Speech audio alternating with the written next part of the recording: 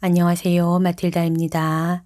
오늘도 이어서 책 벼락을 맞았습니다. 읽어드리겠습니다. 지금부터 시작합니다. 다시 지상으로 돌아옴. 그 순간 저는 남편의 목소리를 들었습니다. 그는 찢어지는 가슴으로 소리치며 울었고 영혼 깊은 곳에서 나오는 소리로 아내인 저를 불렀습니다. 글로리아, 글로리아, 제발 나를 혼자 내버려 두지 마. 우리 아이들에겐 당신이 필요해. 글로리아, 나를 혼자 내버려 두지 마. 그 순간 저는 모든 것을 보았습니다. 정말 그 짧은 한 순간에 모든 것을 한눈에 다 보았습니다. 고통스럽게 울부짖는 남편의 모습도 볼 수 있었습니다. 그도 역시 다쳤기 때문에 피범벅이 되어 있었습니다. 그는 벼락에 맞지는 않았지만 번개에서 방사된 높은 에너지에 의해 공중으로 튕겨졌다가 바닥으로 이리저리 내동댕이 쳐졌습니다. 마치 고무공처럼 몸이 위아래로 튀었던 것입니다. 그러면서 남편도 결코 가볍지 않은 부상을 입었고 상처에서는 피가 흐르고 있었습니다. 그리고 그 순간 주님께서는 저를 다시 세상으로 보내주셨습니다. 하지만 저는 돌아가고 싶지 않았습니다.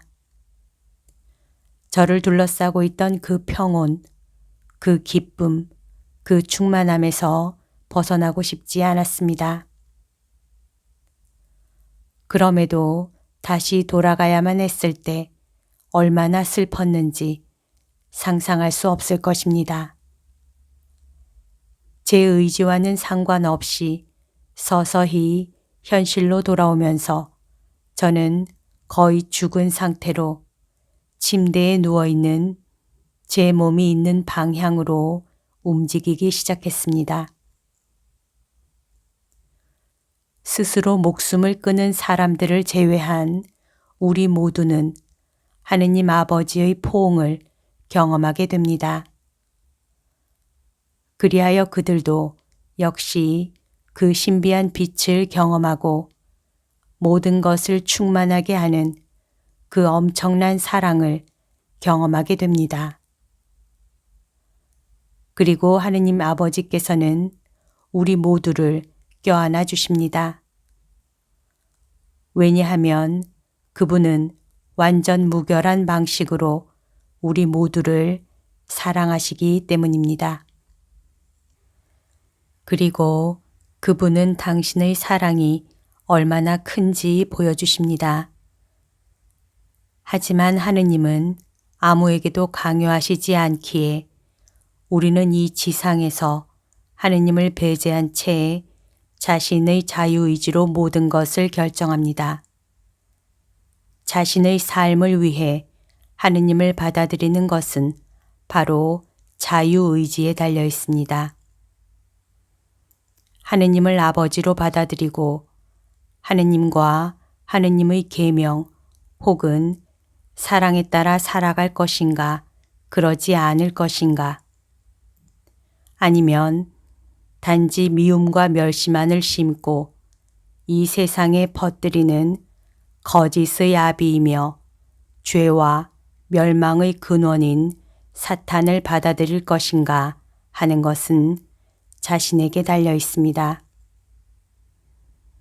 하느님 아버지와 이런 포옹을 한 다음에는 예수님이 각 영혼을 하느님 아버지께 주십니다.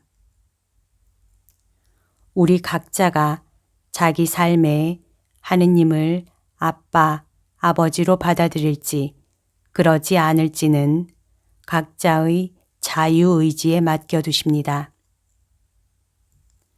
우리가 이 세상에서 하느님 아버지 없이 살기로 결정할 경우 그분은 우리의 결정을 존중하시고 당신의 뜻을 우리에게 강요하지 않으시기 때문입니다. 저는 사고가 난 그날 보고타 대학교 의예과 건물에서 생명활동이 멈춘 채 들것에 누워있는 제 몸을 보았습니다.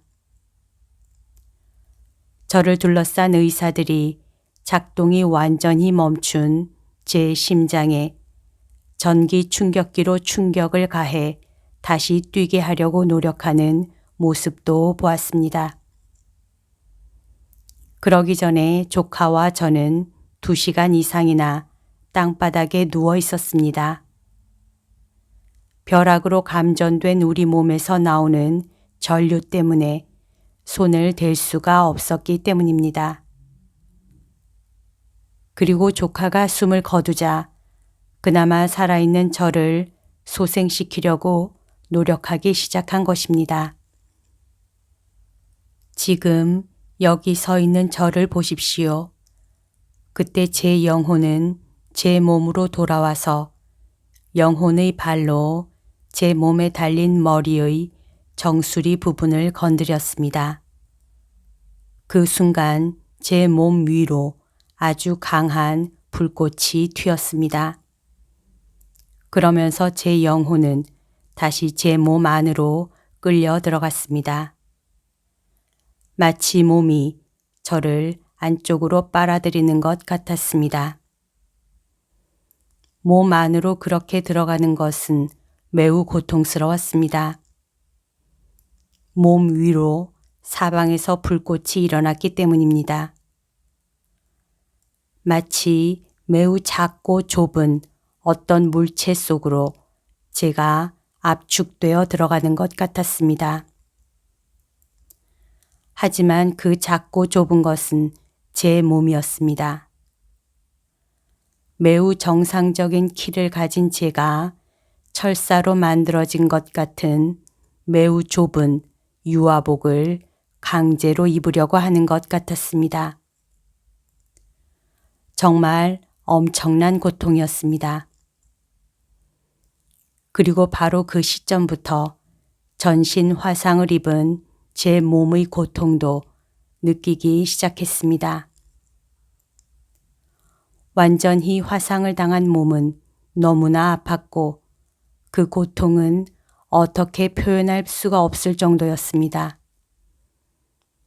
몸 구석구석이 무서우리만치 타버렸고 그 모든 부위에서 연기와 증기가 뿜어져 나왔습니다. 저는 의사들이 외치는 소리를 들었습니다. 환자가 정신을 차렸어요. 정신을 차렸네요.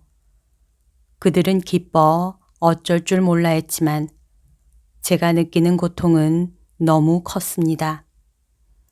다리는 완전히 새까맣게 되어 마치 숯덩이 같았습니다. 온 몸은 살을 덮고 있던 피부가 타버리면서 생살이 완전히 드러나 있었습니다. 숯이 된 몸뚱아리. 그럼에도 가장 크고 가장 참을 수 없었던 고통은 허무감이었습니다. 그것은 또 다른 차원의 고통이었습니다. 저는 지극히 세속적인 여자였고 해방감을 만끽하던 여자였으며 독립심이 강하고 자의식이 뚜렷한 능력 있는 전문직 여성이었습니다. 그러므로 전문가, 학자, 지성인, 공부를 많이 한 사람, 경제력 있는 여자, 사회에서 어떤 역할을 했던 여자로서 느끼는 무상함 또는 허무감이었습니다. 그러나 동시에 저는 제 몸의 노예였고 아름다움과 패션의 노예였습니다. 저는 매일 4시간을 에어로빅과 마사지와 다이어트와 주사요법 등 그 방면에서 할 수 있는 모든 것을 하면서 시간을 보냈습니다. 저의 우상은 아름다운 내 몸이었습니다. 그래서 그것을 위해 저는 많은 것을 바치고 희생해 왔었습니다. 그것이 저의 삶이었습니다. 오로지 제 몸의 외적 아름다움을 가꾸고 숭배하는 것만이 삶의 전부였습니다. 저의 모든 관심이 몸에 집중되어 있었습니다. 제가 존재하는 것은 저의 아름다운 가슴을 사람들에게 보여주기 위해서라는 말을 저는 자주 했습니다. 내가 왜 이걸 감춰야 하지 하는 생각을 당연하게 여겼습니다. 제 다리도 마찬가지였습니다. 저희 두 다리는 남들의 시선을 끌었기 때문입니다. 전체적으로 볼 때 저는 아주 흠잡을 데 없이 훌륭한 몸매를 지녔던 것입니다. 제가 그때까지 살아오는 동안 인생 대부분을 언제나 몸을 관리하는 데 다 보냈다는 사실을 그 한순간에 깨닫고는 무척 놀랐습니다. 그것만이 제 인생의 중심이었고 주된 관심거리였습니다. 오로지 제 몸에 대한 사랑밖에 없었습니다. 그런데 이제 그 아름답던 몸이 거의 없어져 버렸습니다. 가슴이 있던 곳에는 눈에 띄는 구멍이 자리 잡았고 특히 왼쪽 가슴 부위는 모조리 사라져 버렸습니다. 그 아름답던 다리도 보기에도 끔찍하게 되어 하얀 뼈만 남아 있었습니다. 수처럼 타버린 돼지 바비큐처럼 완전히 새까만 다리. 그렇습니다.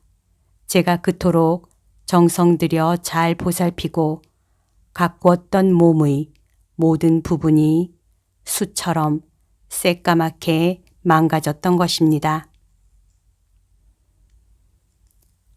오늘 들려드릴 내용은 여기까지입니다. 오늘도 하느님의 뜻 안에서 서로 사랑하는 하루 보냅시다.